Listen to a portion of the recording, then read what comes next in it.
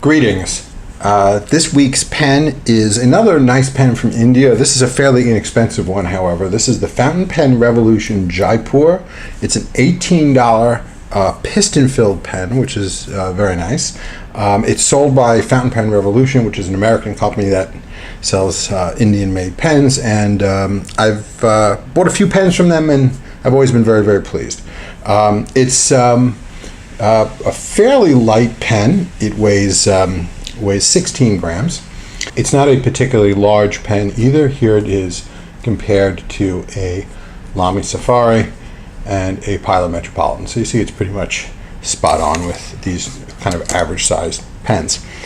It has a fairly simple clip, which kind of reminds me actually of the same clips that Noodlers has on the Ahab, for example, has a clip that's very similar to this. It's nice and springy.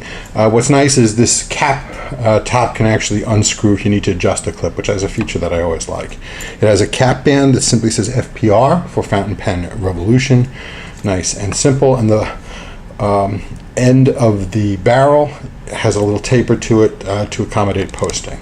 It takes 1 and about 1/4 turns to unscrew, which reveals a nice size section, decent in length, some unobtrusive threads, and not really much in the way of flare coming out, and a sort of small size but very nice two-toned nib that says FPR and 1.0. This is a 1 millimeter stub and has a little bit of scroll work, and it's a two-tone steel nib. It's pretty nice. And like I said, the pen does post, and posts quite nicely and quite solidly. And it feels nice and comfortable. It's a comfortable feeling pen. It is a piston filler. So this is the piston turning knob that you turn right here, and it has this massive and really attractive ink window that is large, runs completely around the pen, and I really, really like this. You can really see the ink sloshing around. I don't have this full, even nearly completely full, but you could see the ink sloshing around in there, and it looks just a great look. I really, really like this big ink window. It's probably my favorite single feature of the pen. Not to mention the fact that you're getting a piston filling pen for did I say it was $18? It's $18. It's an $18 pen, so it's a very, very well-priced pen.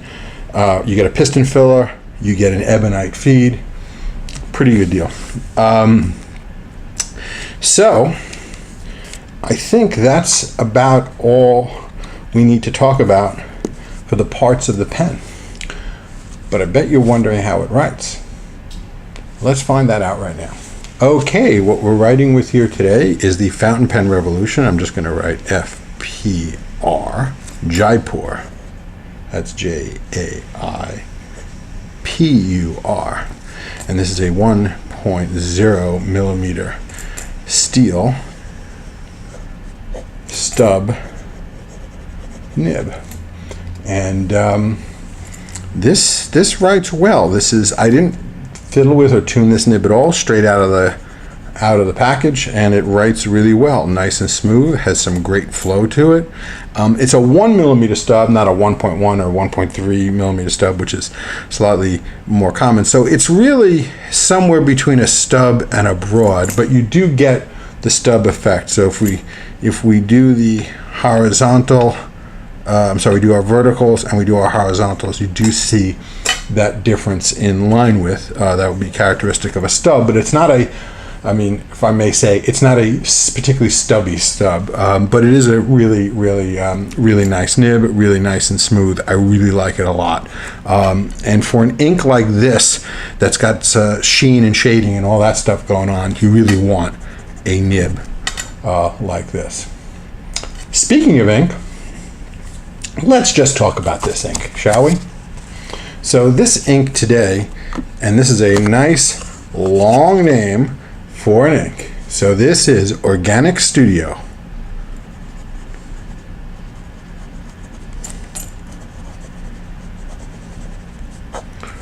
Ernest Hemingway.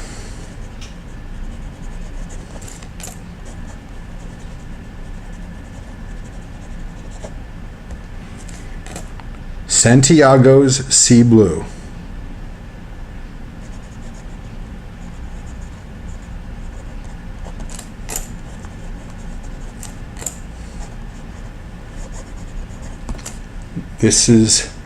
Might be one of the longest full names of an ink that I have. This is a very cool ink from Organic Studio. It's got some really interesting sheen going on and shading going on. It's a kind of a, I guess, I wouldn't call it a blue. It's really almost more of a aqua green kind of thing going on. The base color, if you forget all the sheen and the special effects, reminds me a little bit of Noodler's Aircore Blue Black, but that's just the base color. Once you know, this thing's got all sorts of like crazy kind of sheen and shading going on, which we'll attempt to get on the photography, but I can't guarantee how well this thing's going to photograph. I'd only seen pictures of this ink, so I never really fully appreciated it, and then I actually saw some actual swatches at the DC pen show and really fell in love with it and bought a bottle from the manufacturer on the spot because I just really liked it. I wouldn't exactly call it a gimmicky ink, but there is just a lot going on in terms of the shading and the sheening and the coloring and all that. So it's not a super flashy special effects ink. It's not like Organic Studio's Nitrogen, which has just got this insane, it's just all it is sheen. It's nothing like that, but it is a very sheeny ink. There is a lot of sort of sheen and special effects going on with this. So I wouldn't exactly call it a conservative ink, but it's dark and it's saturated and it's an attractive looking ink, and you can get away with it in a lot of contexts and stuff like that.